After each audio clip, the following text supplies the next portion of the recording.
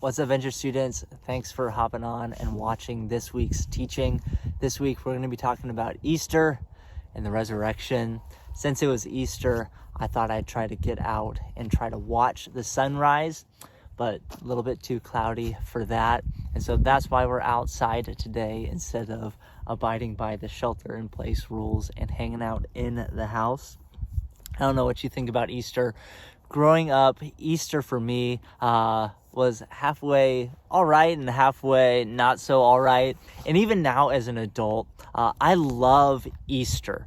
But the things that I love about it aren't necessarily the traditions, like the Easter egg hunt or the extra candy or the family meals. The thing that I love about Easter is the resurrection. For me, the resurrection is absolutely everything. The resurrection is the reason, the singular, most important reason of why I'm a Christian. Easter and the resurrection is the reason that I think you can trust the Bible. The resurrection is really why I think that even in the most difficult of circumstances, we can have hope. When we talk about the resurrection, usually we run to the biographies of Jesus. We read about the women coming to the tomb and thinking, how am I going to roll the stone away? And when they get there, the stone's already rolled away. An angel is sitting on the stone saying, why are you looking for the living among the dead? He is not here. He is risen, just as he said. And those stories are amazing, and I love them. But for our time this week, I want to look at a passage that's maybe even more important than what's recorded for us in the Gospels.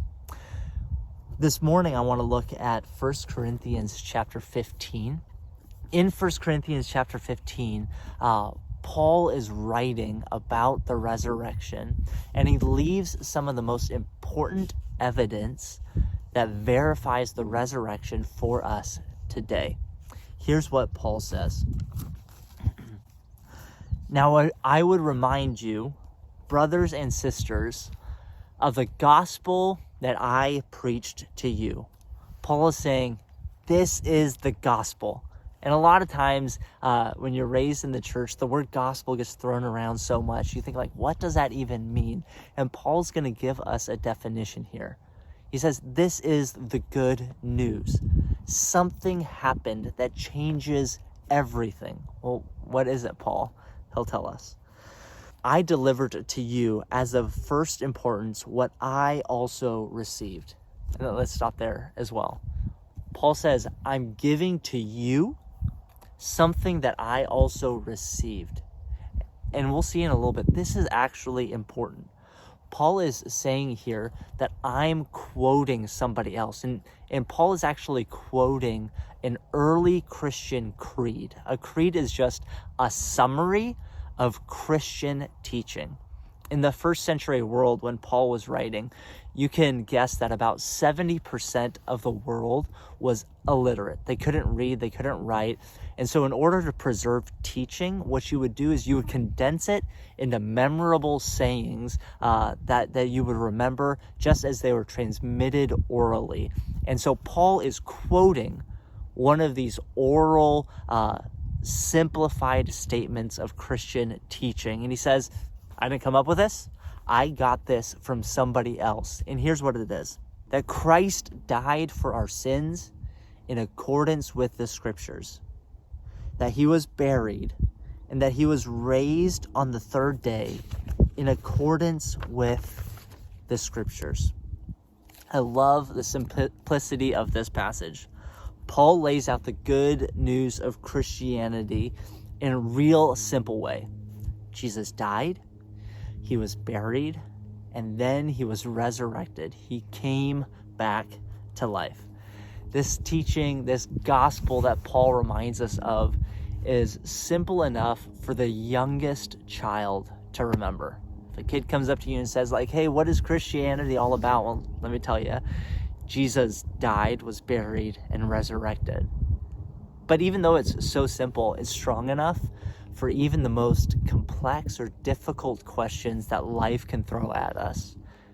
If you came to me and you said, hey, Charles, why should I be a Christian?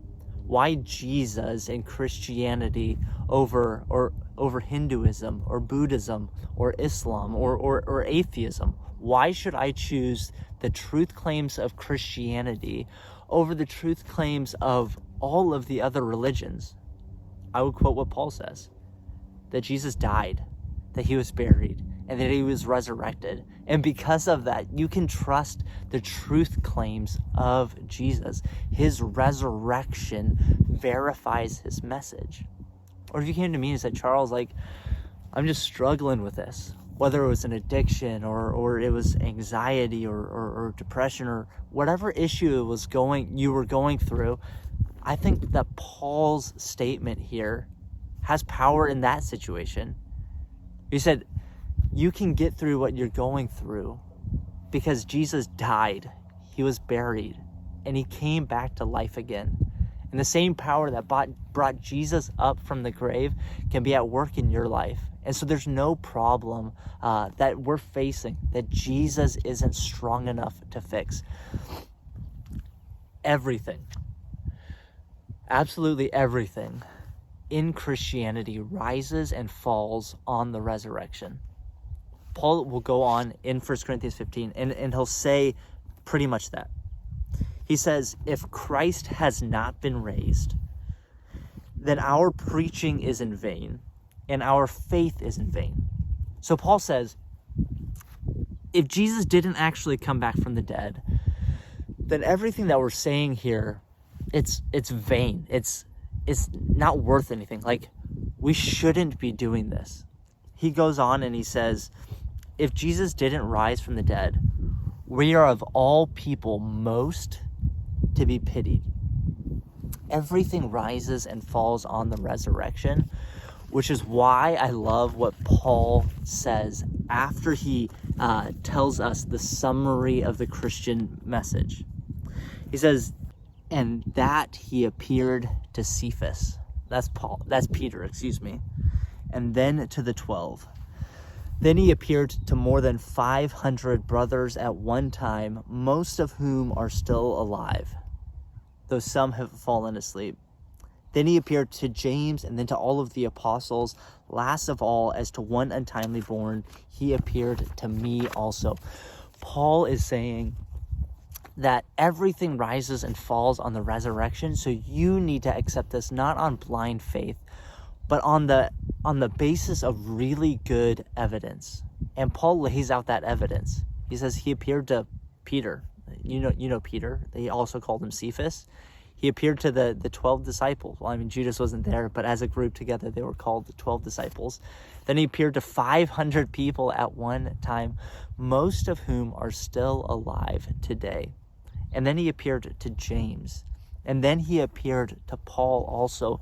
Altogether, these people add up to be 513 people. And I just love that number. Paul is saying, check this out. You can talk to people who were actually there. The resurrection of Jesus actually happened. Gary Habermas is the chairman of the philosophy department at Liberty University. And one of the things that he's written about pretty extensively is the resurrection of Jesus. And as he writes about it, he comes up with what he calls the minimalist facts argument for the resurrection. And what he tries to do is, instead of taking all of the evidence that's available to prove the resurrection, he says, let's narrow it down. Let's just take the best evidence that exists.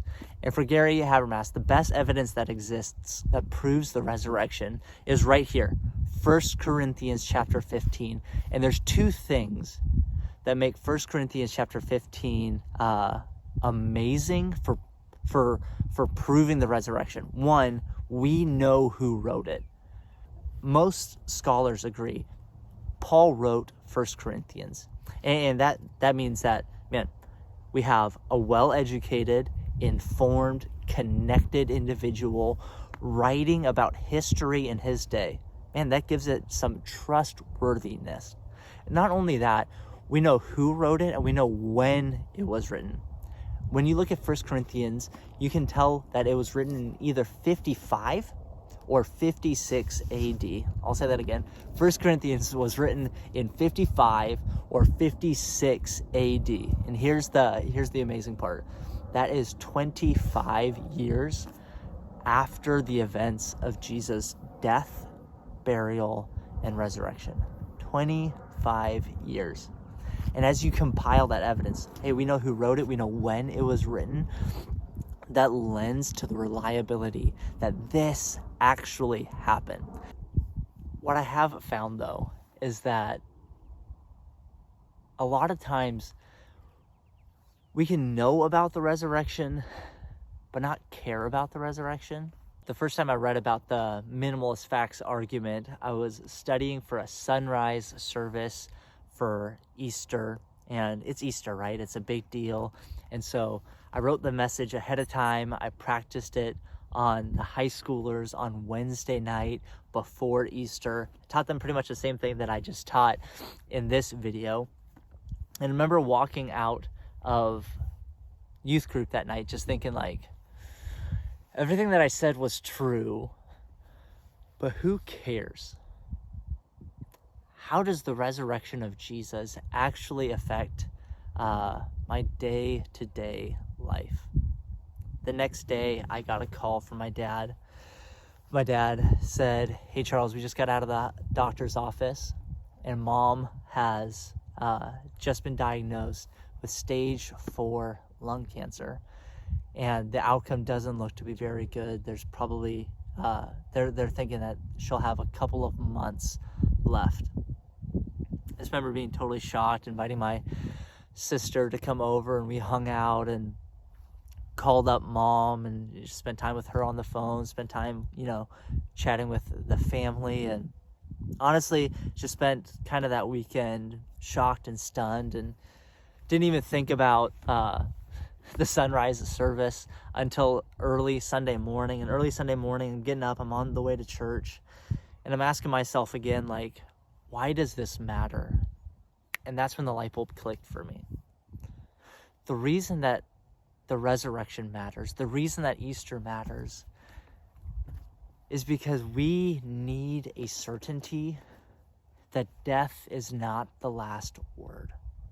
That even after death, that like the longing in our hearts that hopes for life after death, that there's a reason for that hope. And Jesus says, "Let me give you a reason for the hope that you have, my resurrection." Because I heard about my mom's cancer so close to Easter, for me, Easter and my mom are tied pretty close together. After fighting with cancer for a couple of years, my mom died in the end of 2017, and I got the chance to speak at her funeral. For her funeral, I actually chose this passage out of 1 Corinthians 15. Towards the end of the passage, towards the end of the chapter, Paul says, "Death is swallowed up in victory. O death, where is your victory? O death, where is your sting? The sting of death is sin, and the power of sin is the law. But thanks be to God who gives us the victory through our Lord Jesus Christ." Because Jesus died, because he was buried, and because he was resurrected, because we know that this is true, because we have eyewitness accounts and there's evidence that supports it, we can confidently come into the darkest times in life and just say that death, even death itself, doesn't have the final word. That in Jesus, there is life, there is power, and we know that we can be confident in it because he died and he came back to life. And honestly, this Easter, that's something that's worth celebrating.